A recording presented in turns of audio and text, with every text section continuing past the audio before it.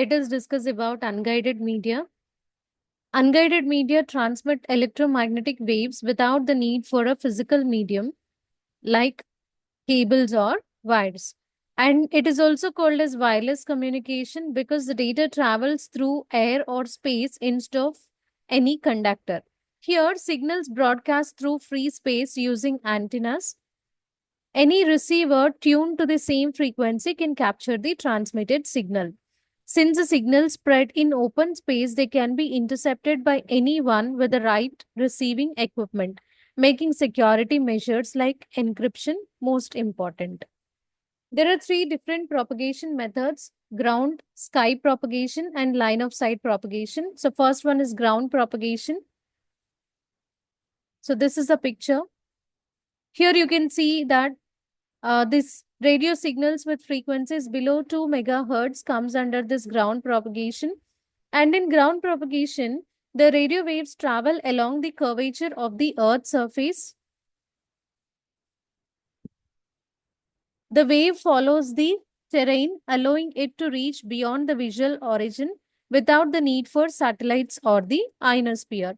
So it just works like this. There will be a transmitting antenna which sends signal towards the ground. The electromagnetic wave clings to and propagates along the Earth's surface. Some energy penetrates slightly into the ground while the rest travels just about. The receiving antenna picks up the signal even at great distance because it curves with the ground or curves with the earth. So these signals are usually low frequency signals which proceed in all the directions, and the amount of the distance, it depends on the amount of power in the signal. Say if the signal is having high power, then these waves can be propagated to the long distances, whereas if it is having low power, then they'll be propagated towards the short distances. So greater the power, greater the distance. And the advantages of this kind of ground propagation is it works day and night without depending on ionosphere conditions, can cover hundreds of kilometers, especially over conductive surfaces like water. Whereas there are few limitations as well because it is limited to lower frequencies, because higher frequencies are quickly attenuated. And performance depends on the conductivity of the surface, so it will be the performance will be better over sea water compared to dry land. Then where can we use this ground propagation? Means you can use it in AM radio broadcasting, especially in medium wave AM stations, and even in navigation beacons or military low frequency communication, even naval communication like maritime and naval communication, because sea water is a good conductor extending the range. Second one is sky propagation. This is a picture. So it is having frequency in the range of 2 to 3 megahertz, which is a part of high frequency band. And in skywave propagation, radio signals are transmitted upwards into the ionosphere. So this is the ionosphere part. They'll be propagated upwards, and at this point, they are reflected or refracted back into the Earth by the ionosphere. This allows communication over distances far beyond the line of sight origin, sometimes hundreds or even thousands of kilometers. Then how it works means, so you can see the transmitting antenna.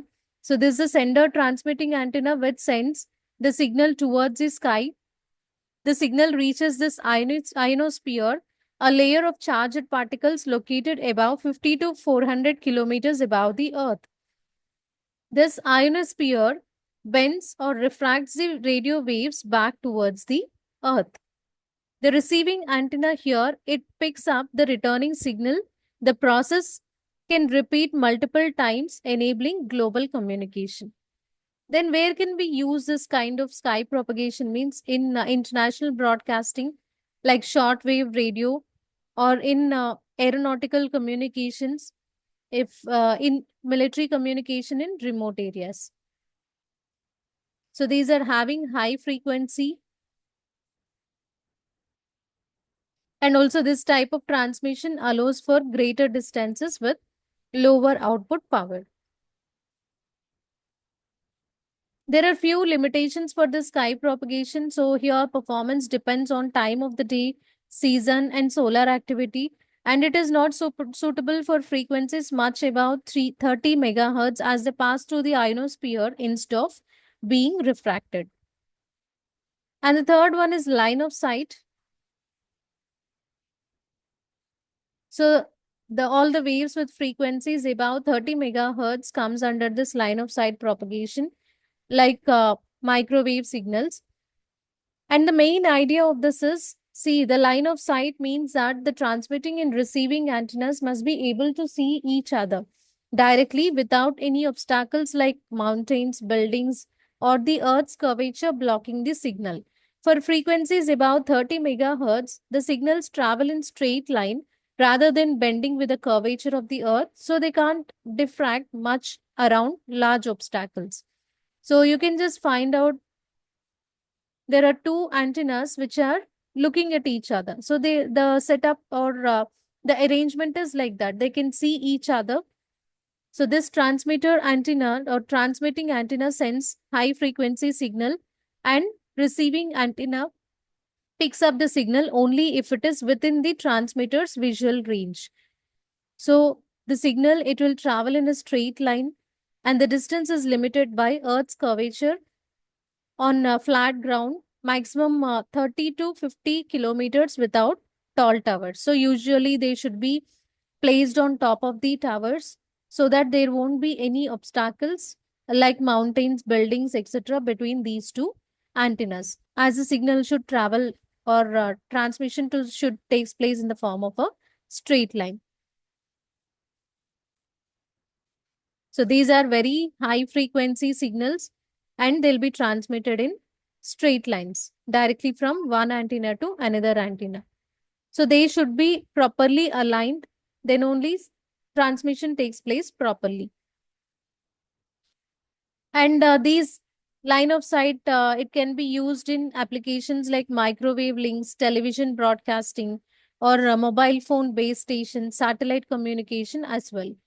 There are few limitations like it needs clear path blocked by hills, tall structure or dense trees, and also affected by weather for higher frequencies, and the range depends on the antenna height. So this antenna height should be considered. The taller antennas extend line of sight distance. So based on the height of this antenna, the distance or the range through which the range at which the transmission should occur depends on. And this is a classification of wireless medium. Unguided media is divided into three categories: radio waves, microwaves, and infrared. Again, microwave is divided into two more categories called terrestrial microwave and satellite microwave. So, coming to the first one, radio wave transmission, they usually occupy the electromagnetic spectrum between 3 kilohertz and 1 gigahertz. So all the electromagnetic waves which fall between this frequency are considered as radio waves. And the nature of these waves is omnidirectional. That means the signal spreads out in all the directions from transmitting antenna. You can see how the signal is transmitted here. It is transmitted in all the directions. And a single transmitting antenna can send radio waves, and any receiving antenna within the range can pick up them. A sending antenna sends the waves that can be received by any receiving antenna. And because of their wide broadcast, they are useful for broadcast applications like FM radio, TV, walkie-talkies, but they are also more susceptible to interception and interference. These are some of the applications of radio waves. First is AM and FM radio broadcasting, used to transmit audio programs over large areas. AM, that is amplitude modulation, works at lower frequencies, whereas FM frequency modulation works at higher frequencies. Then television broadcasting, traditional analog TV and many digital TV services use radio waves to send video and audio signals. And in mobile networks, so cellular communication relies on specific frequency bands in the radio spectrum to connect mobile phones to cell towers. Then Wi-Fi uses radio waves in the 2.4 gigahertz and 5 gigahertz frequency bands to provide wireless internet connectivity. Then maritime and aviation communication. So you can find ships and aircraft. It they usually use radio for navigation or for weather reports and communication with the control stations. And in military communication, secure and encrypted radio channels are required for tactical coordination, surveillance, and defense operations. Advantages. So first thing is radio waves, they can travel or they can propagate over large areas without much loss of signal, especially at lower frequencies. For example, if you consider AM radio stations, they can be heard hundreds of kilometers away, especially at nighttime. And these waves, they can penetrate buildings, particularly in the low frequency range. Radio waves, they can pass through walls, roofs, and other obstacles also. Best example is FM radio. It works inside the building without needing a direct line of sight to the transmitter. And these are cheaper and simpler antennas for certain bands. So, for many radio frequency ranges, antennas can be small, simple, and inexpensive to produce. Say, example is car radios and basic walkie talkies use simple antennas that are inexpensive and easy to maintain. And fourth one, higher frequency radio waves can carry more data within the same amount of time. Best examples are Wi-Fi, which supports high-speed internet because it operates in frequency ranges with wider bandwidth. And there are few limitations also, prone to interference. So these radio waves, they can be affected by unwanted signals from other transmitters operating on the same or nearby frequencies. Example, say suppose if two nearby FM radio stations are too close in frequency, you might hear both mixed together. Similarly, Wi-Fi in crowded areas, it can be slowed down by many routers using the same channel. And low frequencies have limited bandwidth. Say the lower the frequency of the radio waves, the smaller the range of available frequency or bandwidth for carrying the data. For example, this AM radio, it can only transmit voice and simple audio, not high quality music or video because of its small bandwidth.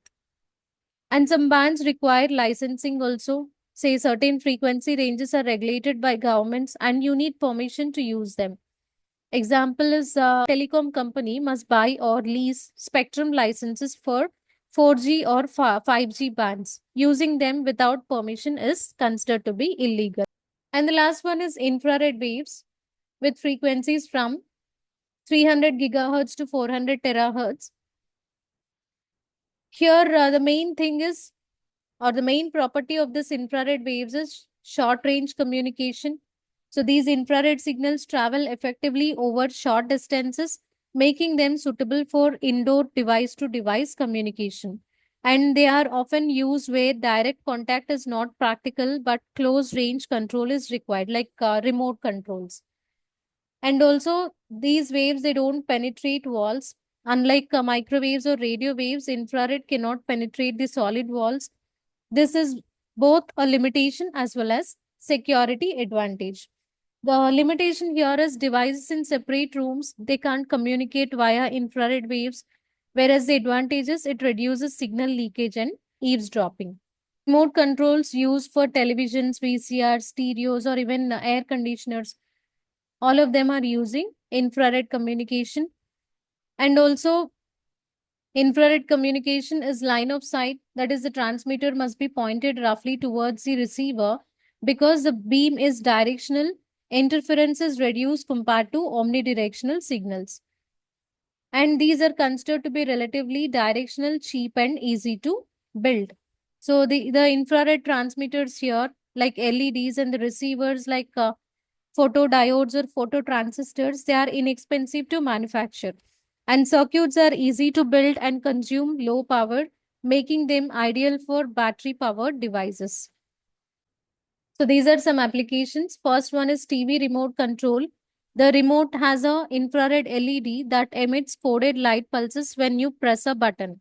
The TV has an infrared receiver that detects these pulses and convert them into electrical signals.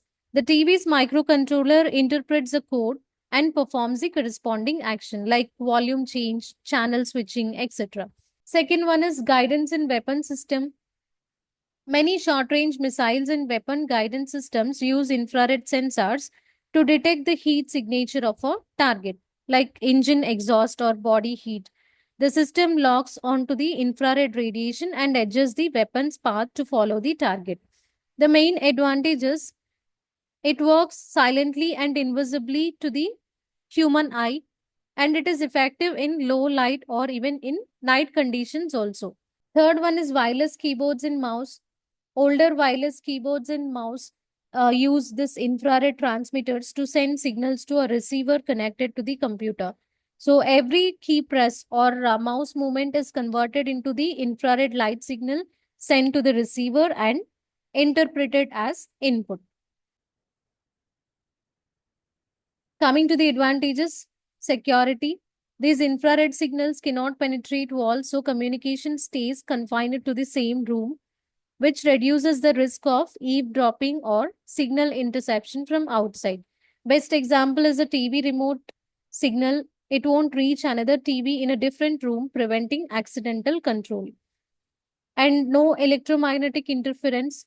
So, this infrared uses light waves instead of radio waves. It doesn't cause interference with nearby radio based devices like Wi Fi routers or Bluetooth devices or radios. So, this is considered to be safe to use in environments sensitive to electromagnetic noise, such as hospitals or aircraft cabins. And it is simple and low cost equipment is required. Say, infrared communication systems typically require only infrared LED as a transmitter and photodiode or phototransistor as a receiver. These components are inexpensive, widely available, and easy to integrate into devices. So, best example is remote controls. So, they are cheap to manufacture due to its simplicity and low power consumption and high data rate for short distance. Infrared LEDs, they consume very little energy, extending battery life in portable devices.